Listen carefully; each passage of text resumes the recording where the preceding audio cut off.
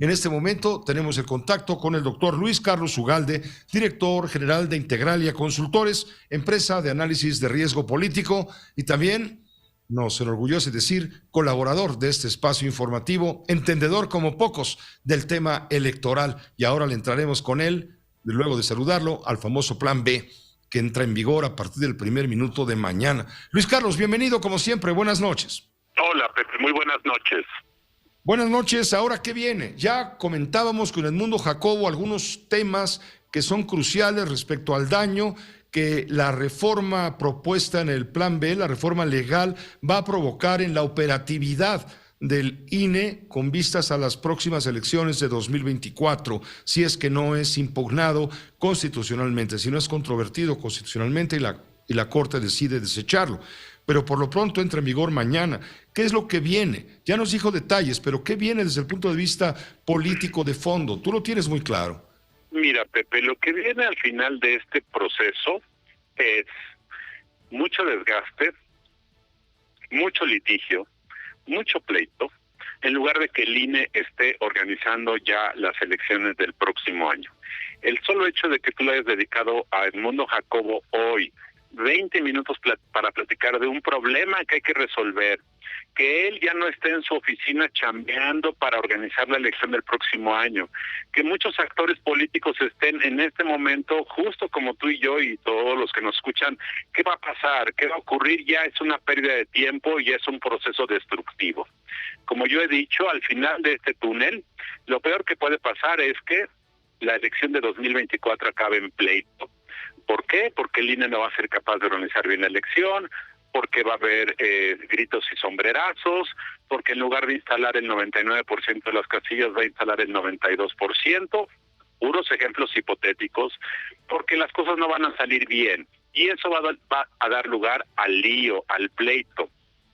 Y por supuesto que si la elección termina competida, puede dar lugar a que se solicite que se anule la elección. Entonces, un INE debilitado se convierte en un problema para la elección 2024 y eso afecta al país.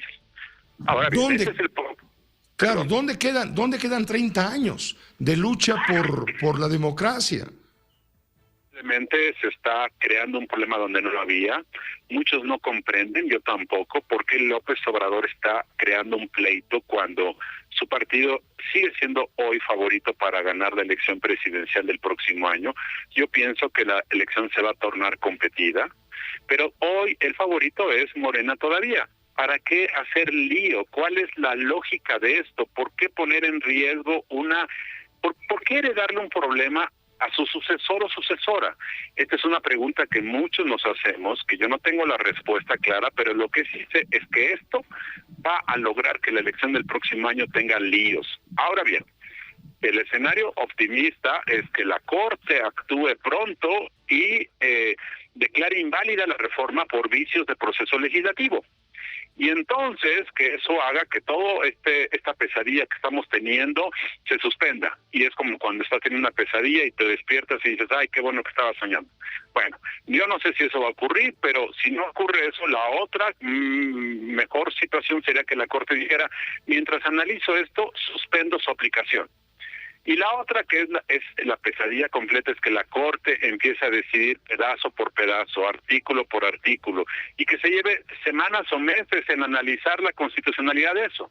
El gran problema de eso, Pepe, es que el INE tiene que empezar a aplicar la ley para organizar la elección y no puede esperar hasta que la Corte decide si la Corte opta por este camino de ir recurso por recurso, sección por sección de las leyes impugnadas. De tal forma que esas son las rutas jurídicas. Yo tengo cierto optimismo moderado de que esto es tan violatorio, tan invasivo, tan mal redactado, que la Corte pueda revocar porciones importantes, suspenderlo o decir, esto estuvo mal hecho, lo declaro inválido. Yo tengo cierto optimismo de que algo así pueda ocurrir y que entonces toda esta provocación, porque esto es una provocación política del presidente, acabe por ser una provocación. Si eso ocurriera, lo que no nos vamos a quitar de encima, Pepe, durante los próximos meses y hasta 2024 serán los ataques constantes de López Obrador, su incremento de retórica, su polarización. Eso va a ser el tono hasta el final de su gobierno. Una pregunta más, si me permites, Luis Carlos Ugalde. Cuando hablabas de los argumentos que tú no explicas, ¿cuáles fueron justamente para configurar esta reforma legal, que no constitucional, de la ley electoral?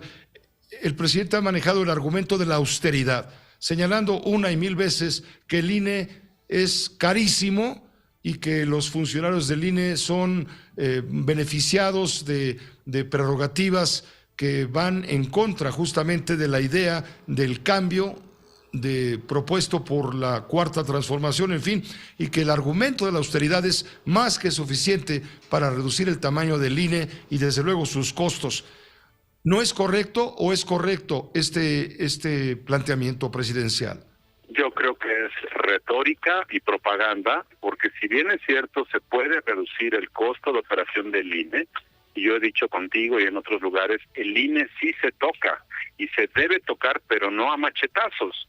¿Cómo? Con bisturí, con un diagnóstico, con una propuesta gradual de varios años, en donde digas, de aquí a 2028 vamos a reducir 25% el costo de operación, vamos a ir reduciendo el tamaño de su personal, vamos a cambiar procedimientos, vamos a adecuar la ley, así sí se puede. Pero esto es, de aquí a mayo corre al 85%, de aquí a agosto corres al 85% de tu cuerpo directivo, en medio de un cambio de consejeros, en la víspera de la elección presidencial del próximo año. Es una provocación, Pepe, esto no se puede hacer de esa manera porque estás mutilando la capacidad operativa del INE. Entonces, sí se puede, de otra manera, por supuesto, pero como está planteado es generar una implosión desde adentro del INE, desbaratarlo, ponerle un estrés organizacional que ninguna empresa, ninguna organización podría aguantar, que tú le dijeras, ¿y cuántos empresarios nos escuchan? Que digamos a un empresario, para mañana corres al 85% de tus gerentes, no tienes líos, sigues produciendo lo mismo y además te vamos a cambiar al CEO. No hay organización que pueda hacerlo, de tal forma que esto sí está mal conceptualizado, está mal planteado y por lo tanto creo yo que más allá de la llamada austeridad hay un propósito ulterior que es poner en jaque al Instituto Nacional Electoral, una suerte de combinación entre resentimiento político, querer hincarlo, querer desplazar al INE como la institución que cada 6 años y nos dice quién ganó, que es un instrumento de gobernabilidad, y en cierta manera tengo la impresión de que esto es una tendencia personalista del presidente, decir, yo soy la garantía de gobernabilidad, yo voy a ser el árbitro de la transmisión del poder, yo soy quien va a decir quién ganó. No sé si haya una cosa así inconsciente detrás de todo esto, de querer desplazar al INE de su función de garante de la gobernabilidad del país. Gracias, doctor Ugalde, como siempre, escucharte es una lección. Gracias, Pepe, buenas noches. Gracias, muy buenas noches, el doctor Luis Carlos Ugalde, colaborador en este espacio, también el maestro